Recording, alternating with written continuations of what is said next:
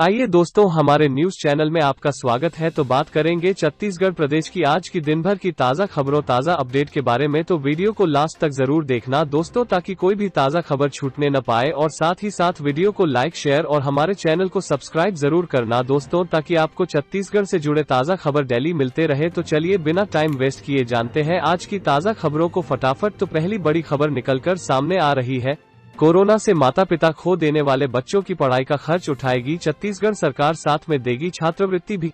Covid के खिलाफ लड़ाई के दौरान छत्तीसगढ़ सरकार ने एक ऐसा निर्णय लिया है जो कोविड पीड़ितों के कुछ आंसू पोंछ सकेगा।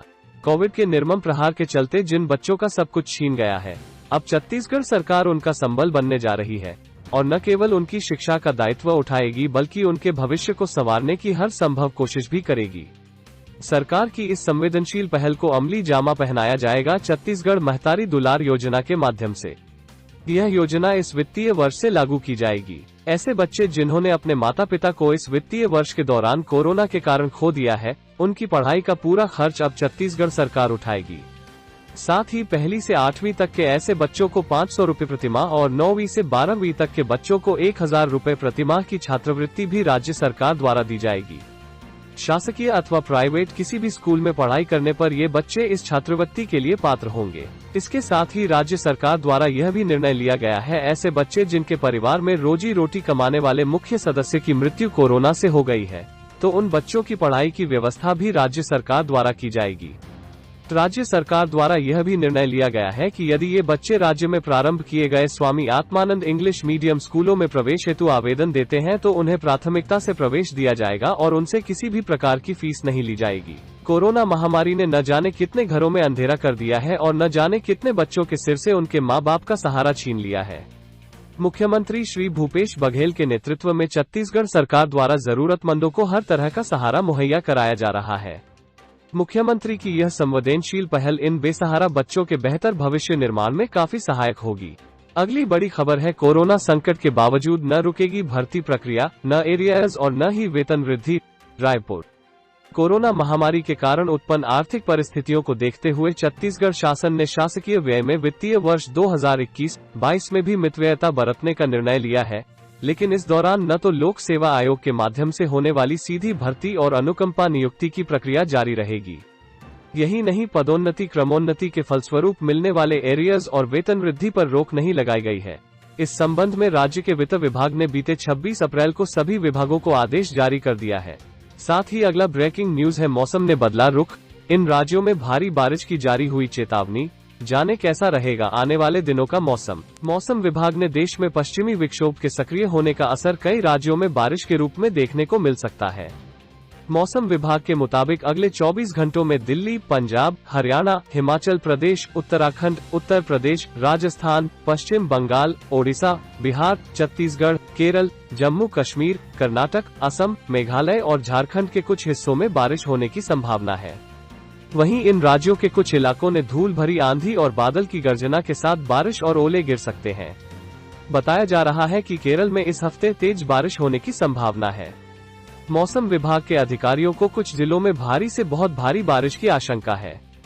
मौसम विभाग ने कहा कि 14 मई को अरब सागर के दक्षिण पूर्वी हिस्से में कम दबाव बनने की संभावना है, जो चक्रवाती तूफान में बदल सकता है।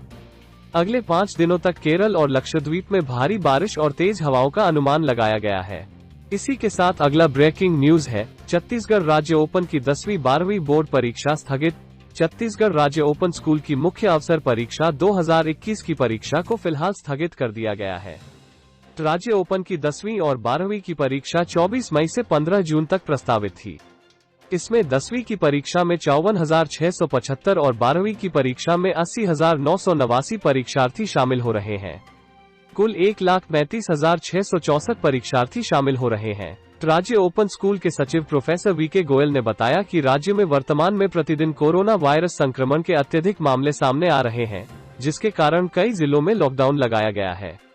ऐसी परिस्थितियों में वर्तमान में ओपन स्कूल की परीक्षा कराना उचित नहीं होगा। मामले में आगामी निर्णय समय के अनुसार लिया जाएगा। फिलहाल परीक्षा स्थगित कर दी गई है। इधर मामले में जानकारों का कहना है कि कोरोना के चलते छत्तीसगढ़ राज्य ओपन स्कूल की 10वीं और 12वीं परीक्षाएं भी अब असाइनमेंट फॉर्मेट से इस साल भी कराई जाए। छत्तीसगढ़ राज्य ओपन स्कूल की हाई स्कूल और हाई सेकेंडरी की मुख्य और अवर परीक्षा वर्ष 2021 कोविड-19 संक्रमण के तहत स्थगित कर दी गई है। जानकारों का कहना है कि पिछले साल भी ओपन की परीक्षा असाइनमेंट से हुई थी।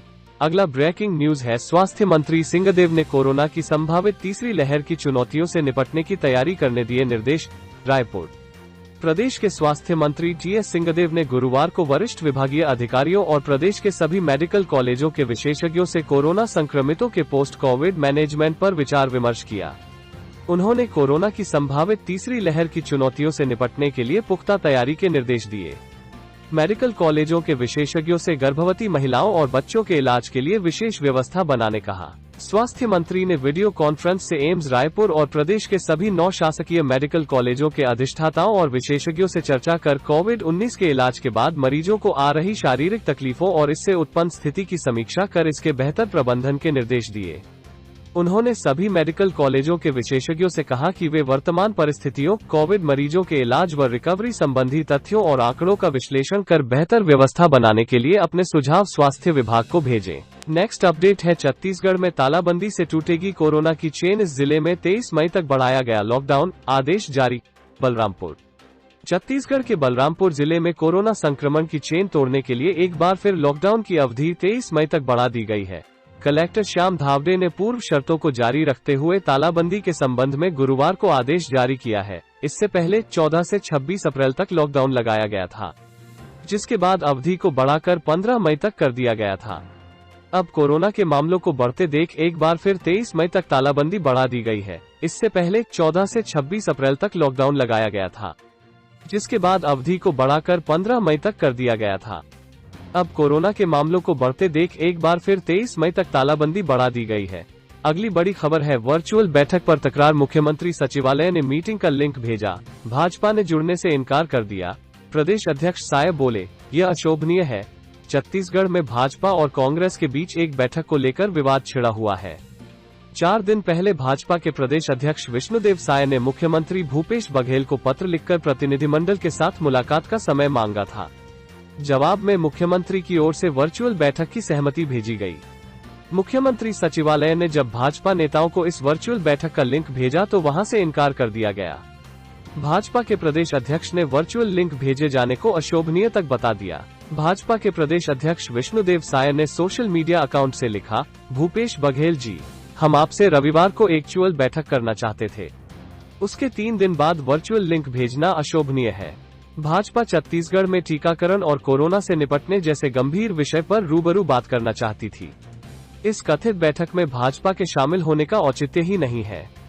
धन्यवाद। बाद में भाजपा अध्यक्ष ने अपनी पोस्ट को मिटा दिया। ऐसा क्या किया गया, यह बताने को फिलहाल कोई तैयार नहीं है। प्रदेश अध्यक्ष विष्णुदेव साय भी इस पर जवाब देने से बच रहे हैं। अगली बड़ी खबर है, मजबूत हुआ छत्तीसगढ़, कोरोना टेस्ट का बना नया रिकॉर्ड, कोरोना कमजोर। रायपुर। छत्तीसगढ़ में 1 मई 2021 के बाद कोरोना संक्रमण की स्थिति में लगातार सुधार हो रहा है। तब से लेकर अब तक जहां प्रतिदिन नए मामलों में कमी हो रही है, वहीं संक्रमण दर भी लगातार घट रही है। इन 12 दिनों में पॉजिटिविटी दर 26.1 से घटकर अब 14% रह गई है। छत्तीसगढ़ के अस्पतालों में सभी तरह के बिस्तरों और ऑक्सीजन की उपलब्धता बढ़ने के साथ साथ प्रतिदिन होने वाली मृत्यु में भी कमी आ रही है। इस बीच टेस्ट और टीकाकरण में भी तेजी आई है। राज्य ने प्रतिदिन किए जा रहे टेस्ट में नया रिकॉर्ड कायम किया है। 12 मई को एक दिन में 71,138 से टेस्ट किए गए। छत्तीसगढ़ में बीते 1 मई को जहां कोरोना संक्रमण के 15,905 नए मामले सामने आए थे, वहीं 12 मई को 10,150 नए मामले दर्ज किए गए। इसी तरह प्रतिदिन होने वाली मृत्यु का आंकड़ा जहां 1 मई को 229 था, वहीं 12 मई को 153 लोगों की मृत्यु हुई। नेक्स्ट अपडेट है, नक्सलियों में कोरोना की दहशत, संक्रमित हुए तो संगठन छोड़कर पुलिस के पास पहुंचे नक्सली दंपति, सरकार करवा रही इलाज। छत्तीसगढ़ के कांकेर जिले में कोरोना की वजह से 2 नक्सलियों ने हथियार छोड़कर आम जिंदगी बिताने का फैसला किया। ये दोनों बीमार थे, जांच करने पर कोविड संक्रमित पाए गए। अब इन नक्सल पति पत्नी का इलाज पुलिस के जरिए सरकार करवा रही है। सूत्रों की माने तो छत्तीसगढ़ के जंगलों में दर्जनों नक्सली कोरोना संक्रमित हैं। ऐसे में अब उनके पास 2 ही विकल्प हैं, या तो बीमारी से जूझते रहें या फिर सरेंडर करके इलाज हासिल करें और आम जिंदगी बिताएं।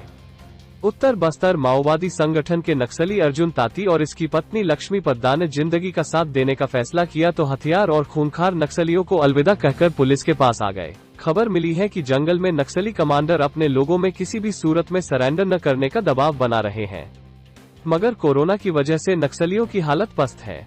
अर्जुन और लक्ष्मी की तबीयत भी कुछ दिनों से ठीक नहीं थी। दोनों ने पुलिस की मदद से इलाज करवाने की ठानी और सरेंडर करने का फैसला लिया। ये बात अगर इनके कमांडर को पता चलती तो शायद इनकी जान को भी खतरा हो सकता था। इसलिए छिपते हुए ये नक्सलियों का साथ छोड़कर निकल पड़े। जंगल से होते हुए 12 मई को कांकेर के कामतेड़ा बीएसएफ कैंप पहुंचे।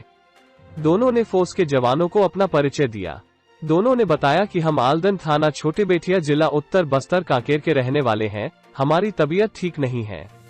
दोनों को फौरन पुलिस की टीम कांकेर अस्पताल लेकर आए। यहां जांच में पता चला कि दोनों कोविड पॉजिटिव हैं। फिलहाल दोनों का इलाज करवाया जा रहा है। अगली खबर है, मुख्यमंत्री भूपेश बघेल ने प्रदेशवासियों को ईद उल फित्र की दी बधाई। रायपुर मुख्यमंत्री भूपेश बघेल ने प्रदेशवासियों को ईद उल फित्र पर्व की बधाई और शुभकामनाएं दी है। मुख्यमंत्री भूपेश बघेल ने कहा है कि ईद का यह पर्व परस्पर प्रेम, सौहार्द और भाईचारे का प्रतीक है। यह पर्व हमें ऊंच नीच, छोटे बड़े का भेदभाव भुलाकर एक दूसरे को गले लगाने का संदेश देता है। ईद वास्तव में सामाजिक समरसता का त्योहार है। मुख्यमंत्री ने खुशी के इस पर्व को लोगों से सद्भाव के साथ मनाने की अपील की है। मुख्यमंत्री ने कोरोना संक्रमण को देखते हुए लोगों से घरों में ही नमाज अदा करने और देश प्रदेश की तरक्की, खुशहाली और अमन शांति के लिए दुआ करने की अपील की है। तो वीडियो को अंत तक देखने के लिए बहुत बहुत धन्यवाद दोस्तों। तो मिलते हैं अगले न्यूज वीडियो में ताज़ा खबरों के साथ।